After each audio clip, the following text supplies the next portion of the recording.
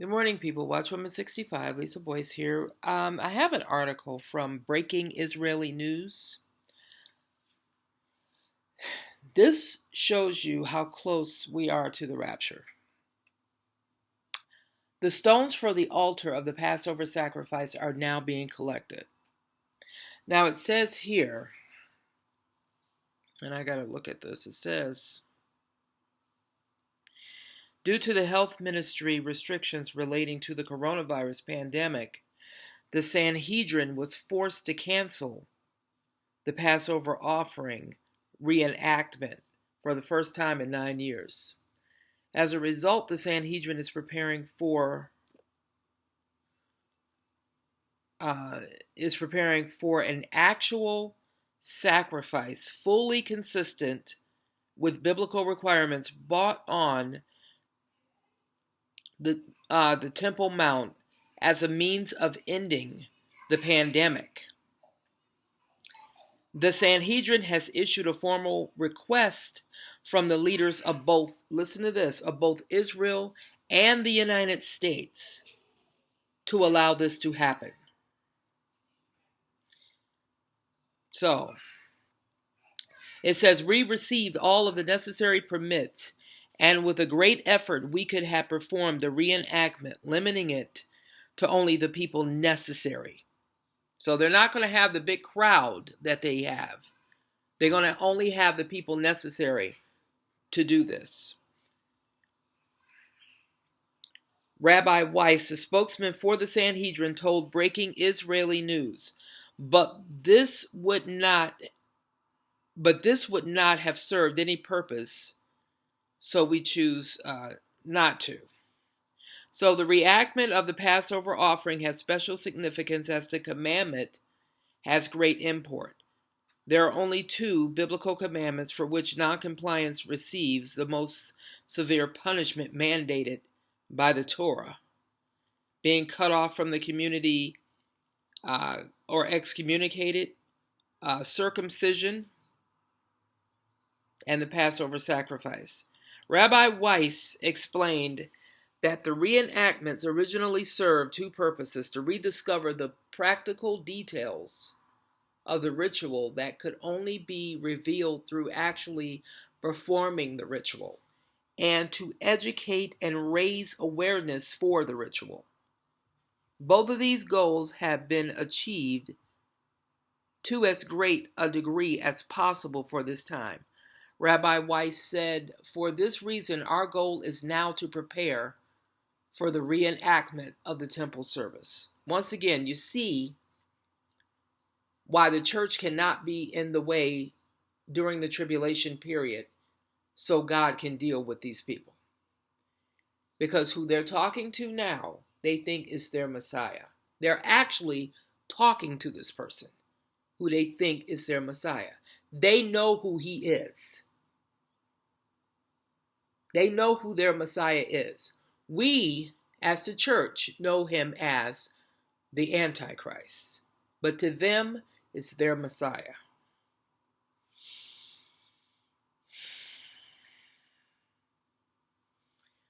Most of the elements stand ready. The vessels have been prepared and merely need to be immersed in a ritual bath to be purified.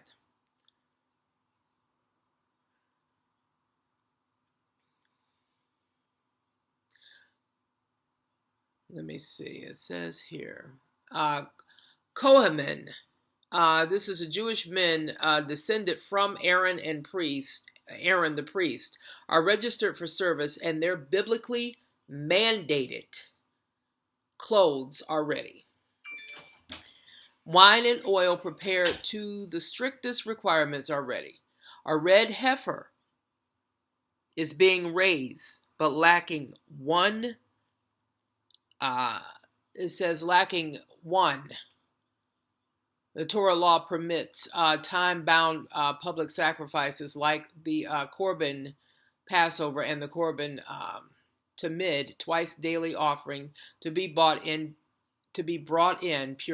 impurity. Despite various issues of Jewish law, such as ritual impurity and lack of high priest, Jews are still required and technically able to bring the sacrifice. So they're still technically able to bring in the sacrifice. Rabbi Weiss, a spokesman for the Sanhedrin, told Breaking Israeli News, "The only thing preventing the Jewish people from performing the Passover sacrifice is the Israeli government. We are preparing for the possibility that the actual sacrifice will take place on the Temple Mount on the eve of Pishash." I can't pronounce that word very well, but I'm going to link the article in the description box. Rabbi Weiss said, "If the government decides to allow it, which we know they probably will, we must be ready to go up and begin the service." The rabbi cited the prophet Haggai, noting on a parallel to our current situation.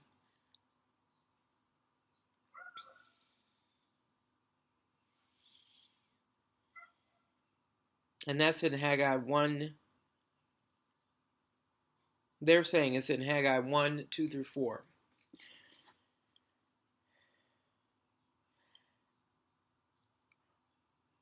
Okay, it says here, the Sanhedrin recently performed an intense study concerning the current status of the Passover offering and concluded that at this juncture, one sacrifice made at the Temple Mount brought in the name of the entire Jewish people would suffice. A lamb has already been acquired for the sacrifice and stands ready. Now it says here, the Passover sacrifice can only be offered in one place, on the Jewish Mount. The sacrifice does not require an actual temple structure, but it does require an altar that is built to adhere to the biblical requirements. Such an altar was constructed last year and stands ready. It says the square altar is 9 feet square and 5 feet high, and is constructed of aerated concrete. The material was ruled to be fit for use in the temple. In the Talmud, it is explained that steel may not be used to cut the stones of the altar, since the temple service brings life into the world, and steel, as it is used in war, takes life. Stones for the altar may not be cut using steel, since temple services brings life into the world. And steel, though not ideal, it is the light and easily transported and sized to be loaded onto a truck. The altar was constructed on a metal frame, designed also for purposes of transportability. The intent was to create an altar that could be taken to the Temple Mount at a moment's notice, should the need arise. In the wake of the coronavirus, his name is Rabbi Baruch, who acts as the Kohen Gadol in most of the reenactments, and is active in training the priests, requested that stones for a new altar be prepared in a manner that adheres to the more stringent requirements of a permanent altar. The Bible specifies that the altar must be made unwrought stone. The oral law explains that this is due to steel, commonly used to carve, and hew stone is used in weapons and therefore meant to shorten life. And the altar is intended to lengthen life. You would think they would learn that if they just go to the New Testament. Jesus is life. Jesus is the ultimate Passover lamb who gave his life not only for our sins, but for all sins, for everybody. He died, was buried, and rose again on the third day. But they don't have the intellect or the mind to see that. So therefore, they go through with the law and with the rituals that they go through with. I wouldn't be surprised. I wouldn't be surprised if something huge. Now, this is supposed to take place at Passover.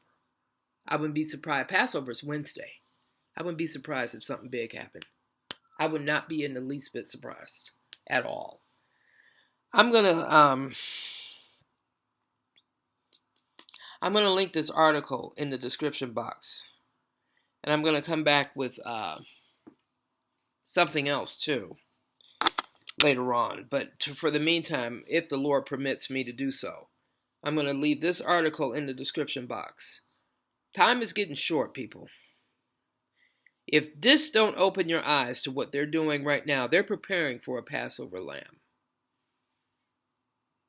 If this doesn't open your eyes to see that the rapture is right there, right here, right now, and the ark is this close to being closed, sorry about that, then I don't know what to tell you. But the thing of it is that we're on our way home. And this is more proof positive that we are. I will be back later. But in the meantime, I will link this article in the description box. Have a nice morning. Thank you.